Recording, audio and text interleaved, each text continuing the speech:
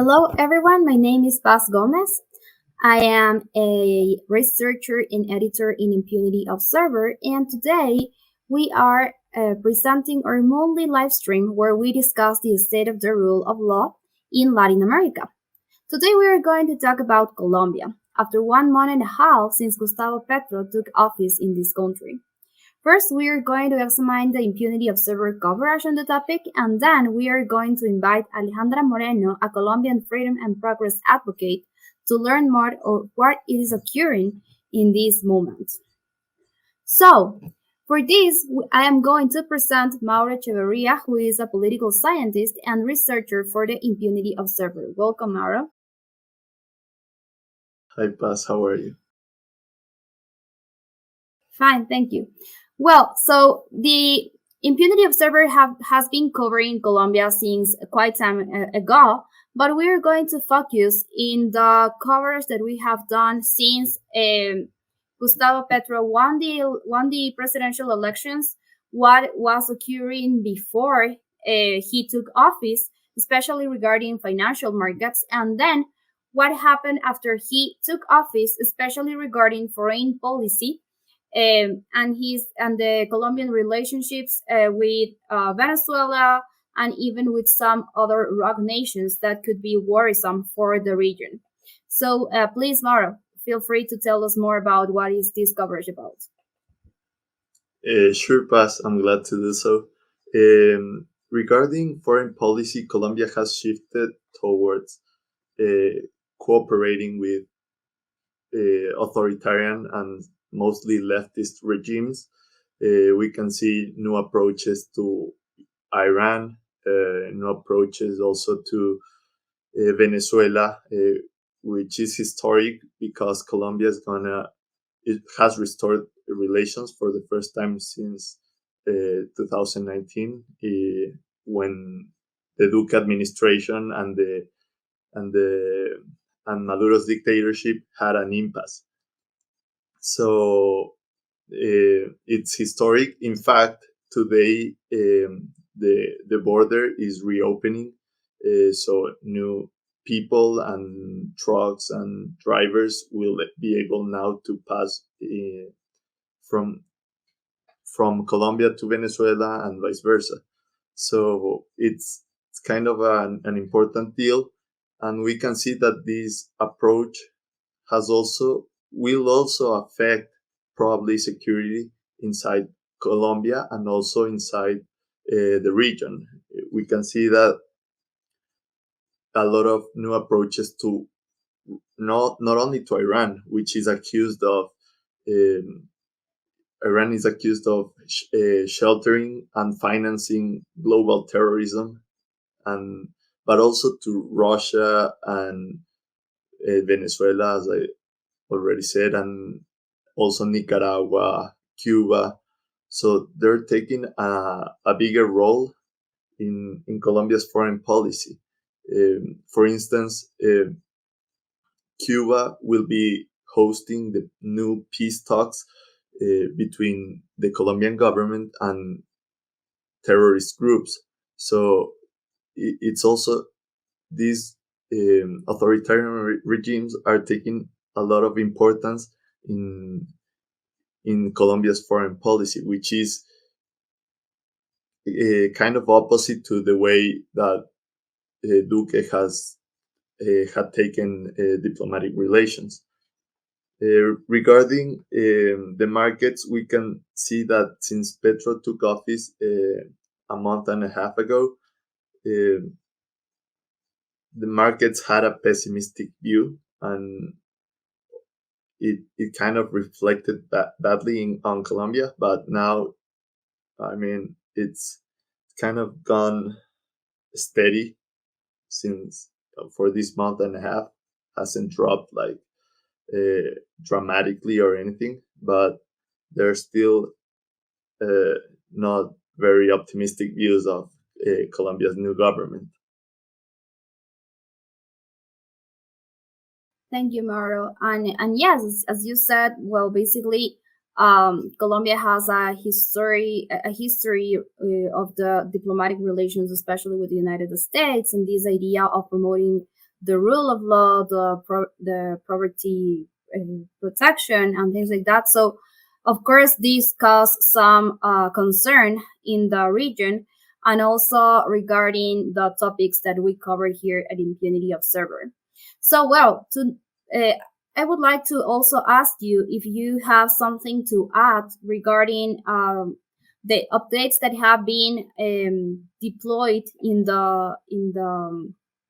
Colombia after we have released this coverage. There are some events probably that you would like to add regarding these topics. Yeah, sure.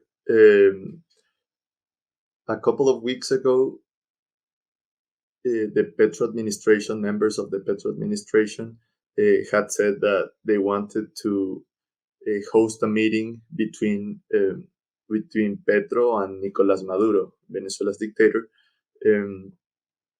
And they said, the Minister of Transportation 5 days ago said that they were supposed to meet today in the opening of the Venezuelan and Colombian border.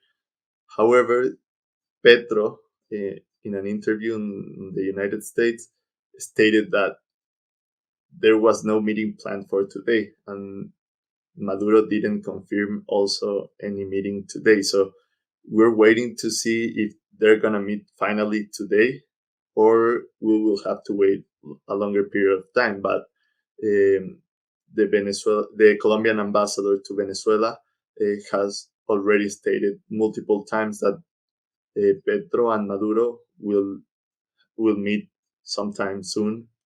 I mean, eventually.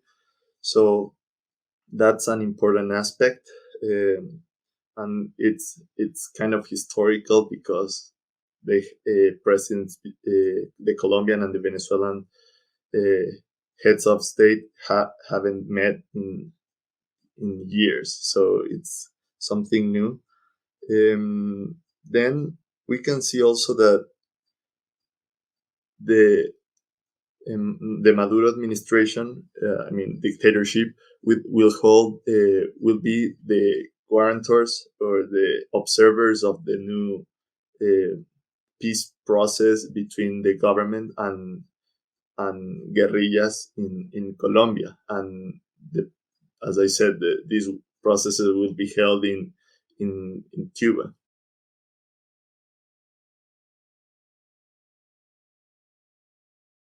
Thank you. Well, I also saw that there is also, of course, cooperation between Colombia and the United States. This has not ended, and we can see that by a donation that the United States did earlier this month to Colombia of some helicopters to continue fighting illicit activities, especially in the Amazonic part of the country. So, of course, the Petro administration is still beginning, and what we want to explore today is basically what is the orientation that we can perceive that the Petro administration is taking for the one part, and the other part we want to know, of course, how the Colombian people, the Colombian firms, and also the civil society is perceiving about this new administration and this kind of pivot in the ideological ruling of the country. So that is why we have invited Alejandra Moreno. I had the pleasure to meet Alejandra Moreno by social media because we both are part of the Ladies of Liberty Alliance group. And well, I'm going to present her, and she is a chemical engineer and data analyst by profession and political activist. As I mentioned, in the Ladies of Liberty Alliance, LOLA, the chapter leader in Medellin. Alejandra promotes progress and freedom through her daily activities. Welcome, Alejandra. So, for today, we want to first ask you about your broad perception regarding the Petro administration in Colombia and how can these impact the country. Thank you for inviting me. Well, as I was mentioned, the Petro government and presidential proposals are orientated to big reforms in the country, especially taxation reform, pensional reform, health system reform, energy generation in the country reform. Those are the reforms he's proposing right now. And well, some of them are really neat, but the problem of the concern of some part of the Colombian population is the orientation of those reforms and how are those reforms lead to have good benefits in the present, but maybe critical results in the future and affecting negatively Colombian populations in the medium and long term. So these are mainly the concerns in the Colombian population. Actually, today, 26th of September, we're having some march protests in the whole country asking the Petro government to basically have a more moderated plan for his presidency. Yeah, and what I saw about this new demonstration is that they are basically also requesting not to increase the taxes, right, in this huge tax reform that he wants. And that was the reason why Duque faced huge blockades and riots during his tenure. So do you think that this tax reform would go on, or that there is already some kind of counter proposal to of course how this, because if not, the country is going to get again in riots, economic loss because of that, and destabilization? Well, I think Petro is going to have the political capital to approve this reform because he's just 1 month, 1.5 months in power. He's going to use all his political capital to approve this reform. Also, there's some voices in private sector, not the traditional one, mainly the technological private sector that it's each day rising in Colombia. And these companies and entrepreneurs are asking the government to re-study or like consider some of the points in this taxation reform, because it's going to affect the way some entrepreneurs can have extra capital for these ideas. So these voices are not coming from the political sector, are more from the private sector, and also the way this reform is going to tax the tourism and hotels. The taxation is going to increase from 6% to 36%. So those things are mainly discussed in the private sector because it's going to affect the companies and the way the companies develop their businesses. However, I consider that Petro is going to have the political capital in the Congress to approve this reform. Thank you, Alejandra. And regarding this political capital, could you please share with us a little bit more about who is supporting Petro in Congress, and what political actors, for instance, have supported his candidacy and everything since the beginning, and how this could unfold on time? Well, he has the completely support of his party. Pacto Histórico is the name.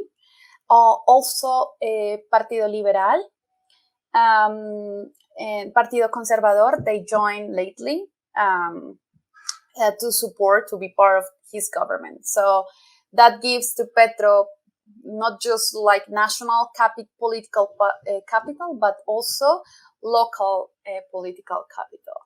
So all these Congress are approving the reforms. Some other Congresses are mainly asking the government to make some crucial changes in some articles and the way they're going to tax the private people. So, yeah, that's basically his political capital. Thank you. And you also mentioned other huge reforms. For instance, we have this agriculture or land reform for one side, and also we have this energy reform. So I would like to ask you two questions regarding this. The first one, regarding the agriculture land reform, how do you foresee that if there is some kind of impact regarding private property protection in this place, and how do you foresee that this reform could affect or support the development of the economy in the country? Yes, well, the agriculture reform that Petro is proposing, he is arguing that it's needed because the peace agreements that were signed by the government of Juan Manuel Santos in 2016. So one of the points, the first point of this peace agreement was making an agricultural reform, which basically means giving land to some part of the population that don't have access to this land. So what Petro is proposing is buying a land to the owners of the land, and he wants to buy the land at the market price. But when we see how this will affect the private property is these owners don't have choice. They have to sell or sell, because it's all the power of the government is asking them. They have to sell the land. So in this aspect, like technically, legally, they're protecting the private property. But if we see it in another way that is not legal, if it's correct, these owners of the land have no choice. They have to sell if the government arrives to their lands. Also, one of the ways that Petro has mentioned how he's going to pay to the owners of this land is basically asking for debt. So they're going to give some part of the debt to the owner. So they're not going to give the cash to the land. They're not going to pay immediately to the owners. They're going to give them some bonus so they can have this money in some years, not immediately. So yeah, there we see some concerns regarding what could happen on private property and also economic development, like free markets, right, and economic freedom for agriculture, the agriculture industry. And the other question regarding energy reform is regarding is what do you perceive in general about this reform? And the other thing is that we have already seen some kind of contradictions there, because in the coverage, for instance, that we did with Impunity Observer, we mentioned that the Petro administration has already been talking about buying natural gas to Venezuela because the reserve would end in 7 years. There is also some, I guess that some intention regarding oil, but the idea of Petro and what Petro has been announcing has been to have this green transition. So this is kind of contradictory, and of course leads to the question of if he is going to do if he is actually going to do this transition first. Second, how this and the other announcements relate. And third, what is your general perception regarding the transition? Yes, well, this transition that Petro is proposing is basically that Colombia changed his old generation metrics of the energy production to decrease the amount of carbon dioxide that we produce. But Colombia just produced 0.4% of the whole carbon dioxide that it's produced in the world. So it's not an urgent reform, at least not for Colombia. Also, Colombia is the country number 4 in the generation electricity that is the most clean. So 82% of our matrix of generation of energy that is consumed in houses and for first consuming, it's coming from renewable energies. So it's not something that Colombia needs right now, but it's part of his political agenda. Also, respecting to his desire to import energy, natural gas from Venezuela, is because he wants to stop the exploration of natural gas in Colombia. It's just the reserves of natural gas today are until we have natural gas in Colombia until 7 years if we stop doing researches. But it doesn't mean that we are ready to do research in the whole national territory.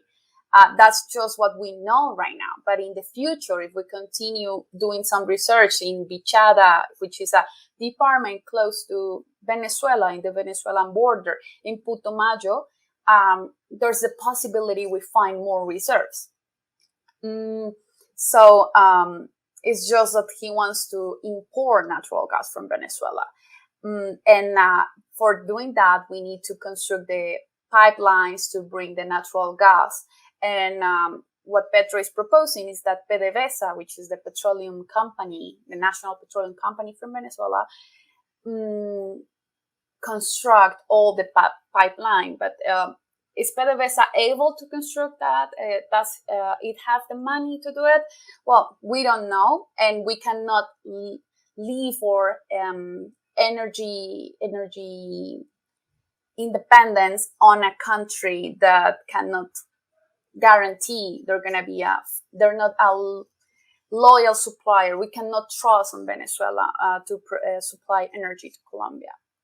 And that's the second part. Well, I consider that, of course, there's a part of the population in Colombia that wants to do this energy transition and just have renewable energies, conventional and non-conventional renewable energies. And these voices are being listened by Gustavo Petro. No? Gustavo Petro is one of the leaders of this kind of project in Colombia. So, of course, there's a part of the population that believes this the route we should follow. However, 60% of the currency, foreigner currency, depends on this exportation. So we cannot just change our whole energy production without having a backup plan that it's working. Like what some part of the population consider is that we should use this money to implement the energy transition, but not cut the money without having another plan. I would also like to ask you something that I guess that is a popular concern, and it's regarding the peso devaluation and the inflation of the Colombian economy. How do you foresee that this is going to go and unfold during the next months and year? And what is actually the people, the Colombians, doing to safeguard from a potential devaluation and inflation? Well, the inflation, it's rising due to the COVID crisis that we have, and also the devaluation. It's, of course, in place to the fact that Colombian people don't trust completely in Gustavo Petro government. But it doesn't mean explicit that right now millions of Colombians are taking money out of the country. That's not proven. Like, there's some rumors that some people is taking money out, but it's not some data that tell us how much people is taking money out of the country.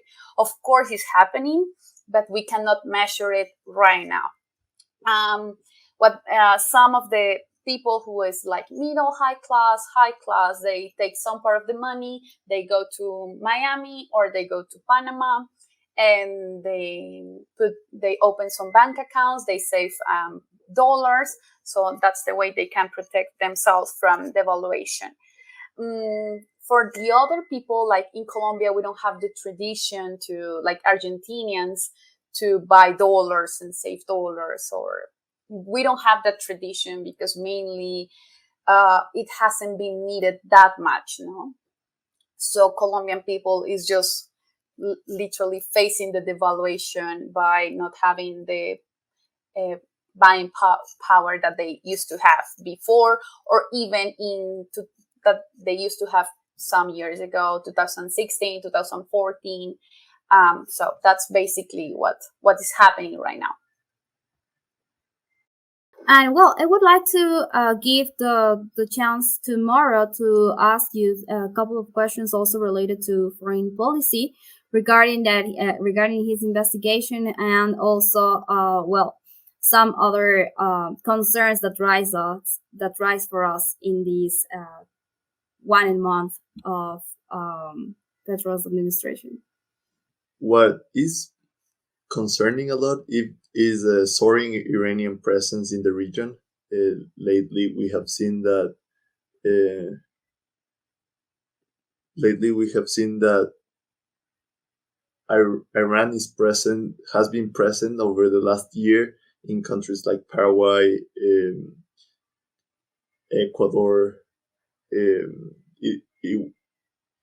Uruguay denied the Iranian presence in the country, but we can see a growing presence of Iran in the region, and it is kind of worrying because of what Iran represents. Iran represents Hezbollah and other terrorist groups across the region, and we can see that, for instance, we had the terrorist attack to the Israeli Association in Argentina a couple of decades ago, but we have seen that and Colombian cooperation with Venezuela and Iran can represent even more presence of Iran and these groups in the region. So it's really worrying to have that presence and that those alliances and those allies, when you can also see a presence from Russia in the region, and it's also growing. So it's kind of worrying in terms of security, but also in terms of of international security, but also in terms of security in Colombia, because we can see that the Venezuelan dictatorship has sponsored and has given national identity cards to to these groups, local guerrillas like the ELN or FARC dissidents, so they can move across the borders, and law enforcement agents find it more difficult to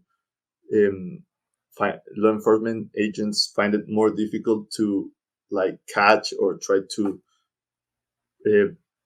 persecute these guerrillas, and we can see that cooperation between those groups could also affect. But there's a huge debate whether cooperation will now give more power to law enforcement agents at least in the border between Colombia and Venezuela, or will it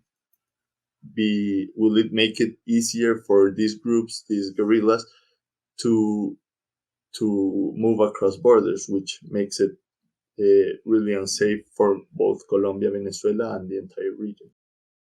Yeah, so basically, I guess the idea would be to connect this with the potential of Iranian and other rogue nations' presence in the country, the increase of this presence, and what is going on with the foreign policy in Colombia. Have you seen some kind of pivot there, and some kind of threats regarding the change of diplomatic relations? Well, the change has mainly, like the big coverage in media, has been related to the fact that Colombia didn't declare that Nicaragua was a dictatorship, not respecting human rights. That has been the main topic, respecting to the foreigner affairs of foreigner relations. Also, well, it's as Mauricio said, and Mauro, the presence of Iran in the region and in the country is controversial, especially because Gustavo Petro has promoted a feminist agenda to be elected. And well, right now we have massive protests against the Iran theocracy because they don't respect women rights, no? So that's controversial, and it's concern about the Gustavo Petro government and his agenda respect to foreigner affairs. Well, thank you, Alejandra. It has been a pleasure to have you in this roundtable, and I would like to just ask you if you would like to close with general thought about what we have been talking, or what would be the next months or future of Colombia during Petro's tenure. Yeah, well, thank you for having me. I consider that Gustavo Petro is just starting his government. There's some aspects, like big ones, unfortunately, that are concerned massively the Colombian population and investors all around the world. But there's also some good points that he's promoting in his agenda, like reducing subsidies for gasoline and for some other subsidies that we have in Colombia. So that's in the correct direction. Also, his political discourse and speech about the wars against drugs. So I consider those are good points in the Colombian government. And well, we still have to have an eyes closed to his agenda. Thanks so much. And sure, we need to continue looking how the politics unfold in the Colombian government, and what are the next decisions and next actions that take into account. We hope that everything goes in favor of the rule of law, and that we can see the Colombia continues thriving, and it has been during the latest decades. So thank you for watching us in this video, and please do not forget to subscribe to our YouTube channel and follow us on the social media, especially Twitter and LinkedIn. We are as Impunity Observer on LinkedIn, and on Twitter we are at Observe Impunity. Thanks so much, Alejandra, for having us here today. Mauro, also thanks, and we would like to continue talking in next times.